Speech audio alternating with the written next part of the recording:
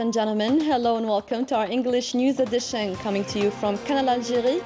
I'm your host, Maysa Doumas. To the headlines.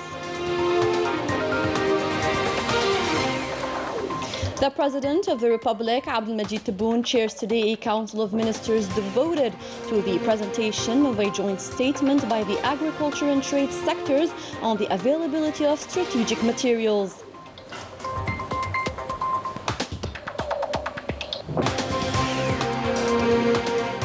The President of the Republic, Abdelmajid Tebboune, tasks Prime Minister to start selling tickets with subsidized prices to the fans of the national football team ahead of the game with the Cameroon.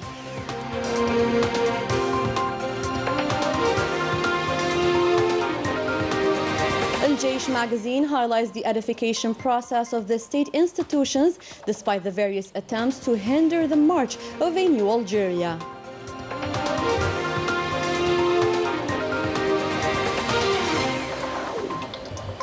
And we discover by the end of our news edition a fully female association in charge of preserving patrimony in the province of Tizi Ouzou.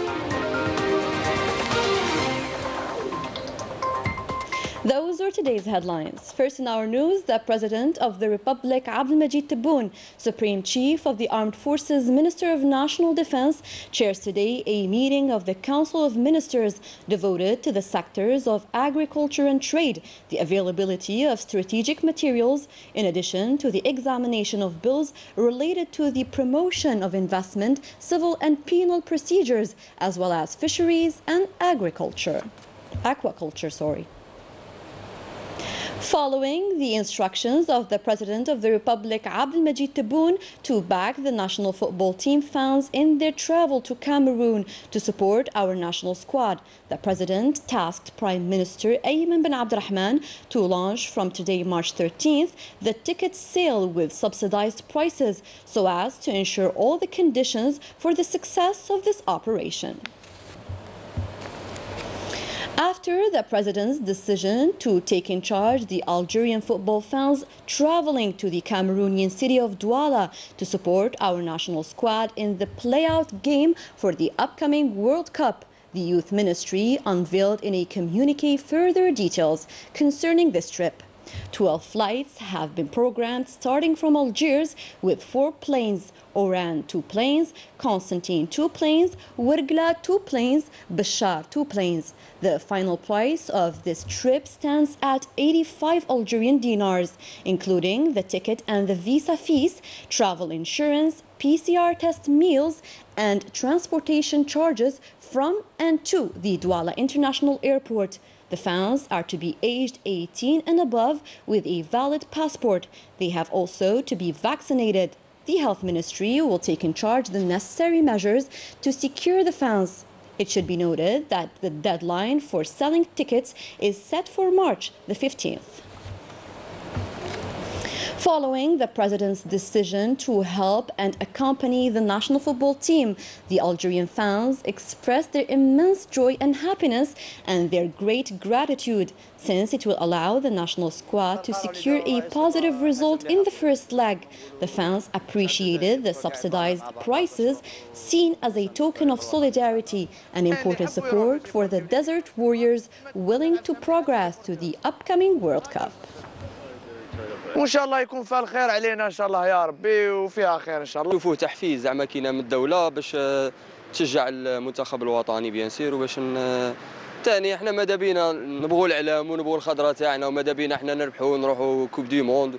الله يا رب يفرحونا وحنا ثاني نفرحوهم، هما غير يفرحونا تما في الصاد وحنا نفرحوهم برا. 1 2 3 فيفا الجيري رانا معاها الخضره ديما رابحه ولا خاسره. 1 2 3 فيفا الجيري.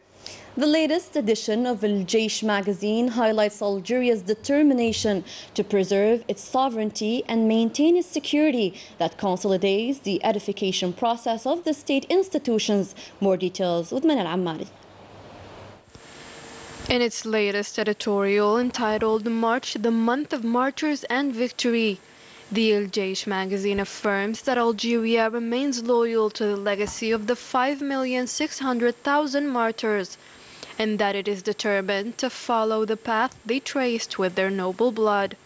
The editorial specified that in only 2 years a series of projects were completed, including the institutional building of the state, in order to create the necessary conditions for the establishment of a solid economic base that will benefit citizens and ensure Algeria's prosperity. The magazine underlined that in response to Algeria and its president's determination to concretize the citizens' aspirations, certain parties known for their hatred towards our country will do anything to hinder the new Algeria's progress.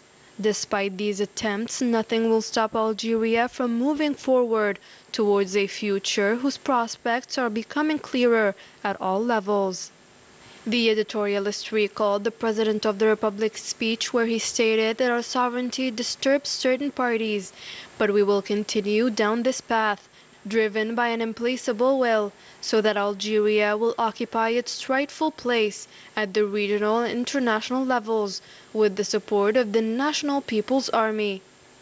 According to the Algérie magazine, these parties intend to bring up to date obsolete plans in order to disrupt the global strategy adopted by the high authorities in order to get the country back on track, knowing full well that Algeria's capacity will enable it to concretize the people's aspirations within a reasonable time and with the support of the National People's Army, ANP. Along these lines, the Chief of Staff of the National People's Army, Lieutenant General Saïd Chingriha, affirmed while addressing the President of the Republic that to achieve the desired economic recovery, the ANP will ensure the support of these efforts under the President of the Republic's visionary leadership through the continuous development of military industries and the preservation of the national industrial fabric, while ensuring that all security and stability conditions are met. According to the Lieutenant General, stability is one of the necessary conditions for the implementation of the development strategy of the new Algeria. The Algérie magazine highlighted to this effect the results obtained by the ANP and their loyalty to the martyrs' sacrifices, as well as our national values. In the new economic development strategy adopted by the state, the government relies on startups to become an economic lever.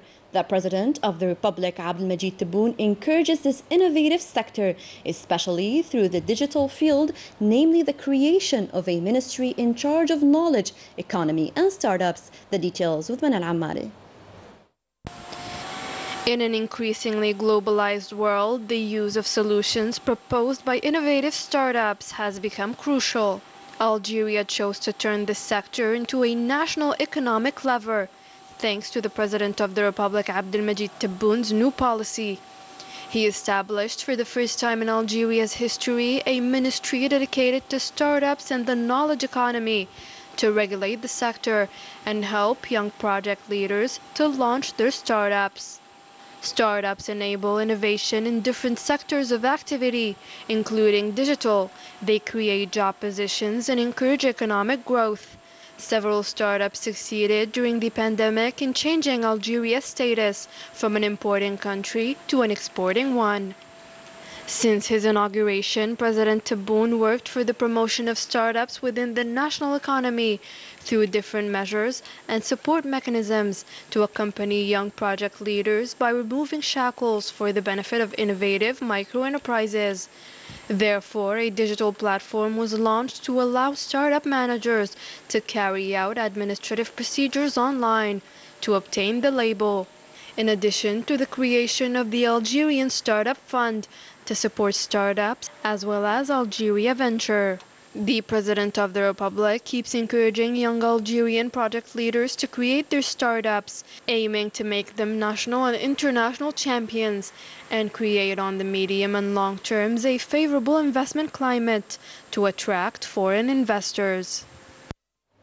In Batna, the Directorate of Trade has signed a partnership agreement with the Port of Jinjan to make it easier for investors from all over the region to export their products. Leticia Sadqawi has the details. The maritime transport of goods is of a paramount importance in promoting exports and developing foreign trade, with particular attention to heavy goods. Economic operators rely a lot on this mean of transport, hence the signing of a cooperation agreement between the Chamber of Commerce and Industry of 6 eastern provinces of the country under the Regional Directorate of Trade and Export Promotion of Batna Province in the port enterprise of Jinjan. We have scheduled further export operations from the port of Jinjan to Latin America, specifically to Costa Rica next week. The objective of adopting this system is to improve quality and encourage exports. Many cargoes are exported via the port of Jinjan, products made in Algeria in the example of ceramics and gas stands of Batna, just like Biskra dates and other products. We are approaching the economic operators of this region to listen to their concerns and subsequently ensure adequate solutions. This operation will allow economic operators affiliated to these chambers to benefit from the advantages and facilitations offered by the Port of Jinjan, in particular the reduction of costs and port services. The public authorities are working to increase the number of non-hydrocarbon exports by bringing exporters closer to ports and highlighting customs and tax facilitations and advantages. In international news, the Sahrawi Authority against the occupation has called on the international community to impose a ban on the export and sale of surveillance software in Morocco due to its repression of fundamental freedoms in occupied Western Sahara. The Sahrawi organization denounced the use of the Pegasus spyware, which helps the Moroccan regime to commit human rights violations against the Sahrawi militants.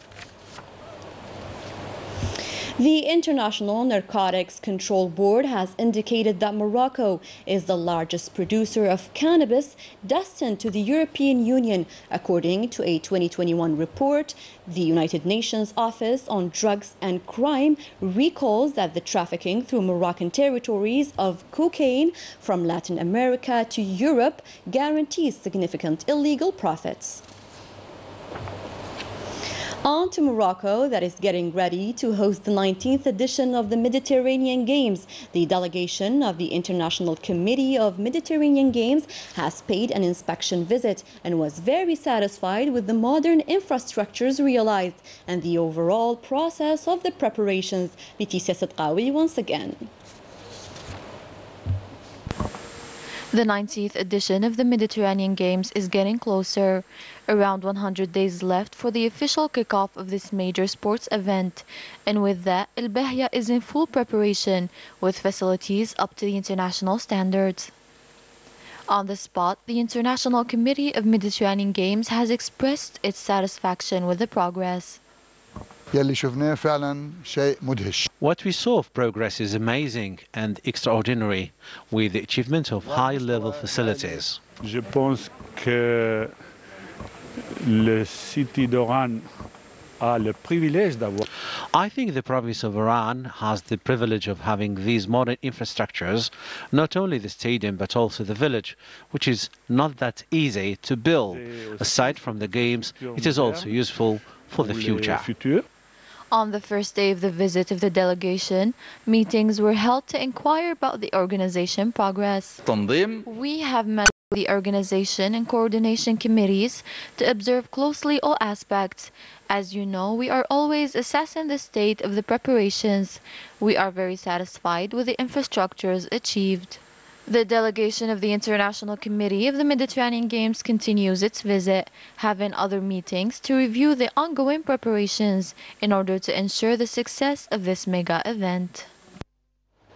We now invite you to Tizi Ouzou province to meet proud and courageous women who have decided to improve their daily life by creating their own association to preserve the rich heritage of their region. More details with Rania Al-Bahri.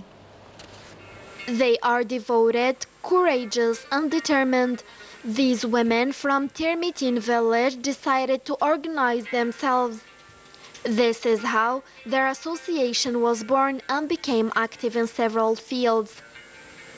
I would like to thank my husband and my children so much for encouraging me to create this association. I was able to convince all my neighbors and all the women of the village to join my association. We plan to do organic farming, and why not organize a 100% organic market and revive the trade of our grandmothers. Preserving the heritage of this village, famous for pottery and weaving, is a priority for these women. My dearest wish today is to resume weaving, make traditional carpets, and pass it on to next generations. We would like to train the young girls of the village. These women wanted to pay tribute to the pillars of this village, who lived through the horrors of the French colonialism and who were able to raise their children in very difficult conditions. Emotion, conviviality, and solidarity marked the event. I cannot describe my joy. I'm very happy. May God preserve our country and our children. I would like to express my sincere gratitude to all these women. These rich women of their innovative ideas are now only waiting for support to accomplish their noble mission. Lakhdar Subhi is an outstanding collector in Stif province. He began to collect various objects of national heritage at the end of 70s with the aim of passing these priceless objects to the future generations. More details with Rania Al-Bahri. Welcome to Ali Baba's cave. This small place in the town of Ouled Tiban in Stif province is full of old objects dating from 100 years. Furniture from another era, agricultural tools, telephones or even irons, and even newspapers dating back to 1917. Having realized that all these objects of national heritage are doomed to disappear over the years, I had the idea of bringing them together and making a varied collection.